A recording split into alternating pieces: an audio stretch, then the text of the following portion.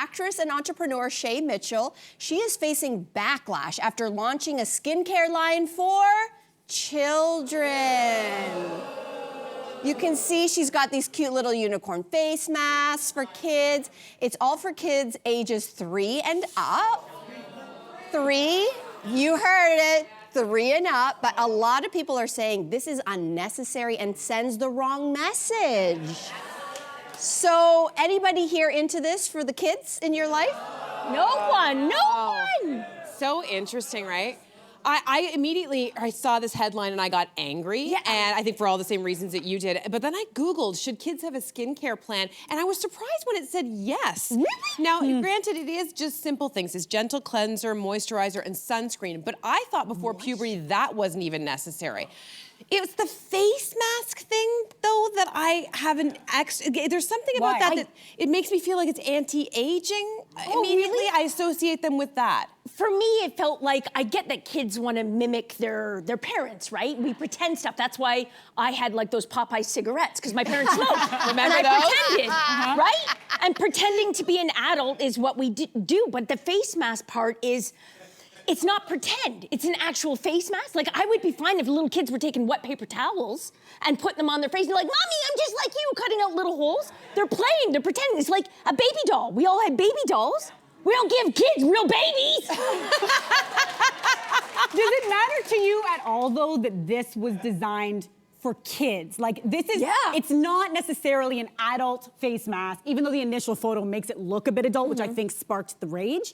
This is designed for children. It is Korean inspired, and they're the pros at face masks. If you're gonna use a face mask, Korean's the way to go. Now look, if you were just to see this image, their masks, they look like animals. So I think it was a bit of a marketing miss to lead with the image they did, which was an adult looking face mask. Does it matter to you that this is designed for kids? And there are parents out there, Shay Mitchell said when she was looking into this, she had a lot of requests from consumers who said, just like you mentioned, they are interested in products for kids rather than putting their own moisturizer on children. Does it matter to you that this was designed with kids in mind? Okay, let me start with the caveat. Shay Mitchell is a wonderful Canadian from Toronto.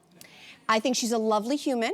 She has a partner who used to be my coworker, Matt Babel, on CB24 Breakfast. You may know him as Much Music VJ, Matt Babel. He's wonderful. They're probably wonderful the lady parents. does protest too much. So they are wonderful parents. Their kids look happy and healthy and cared for. I hate this so much. And I hate this going back to her question, is it precisely because it's marketed towards To me, kids? I take one step back from this. My job as a parent for a daughter especially is to protect her childhood and let her be a kid as long as possible.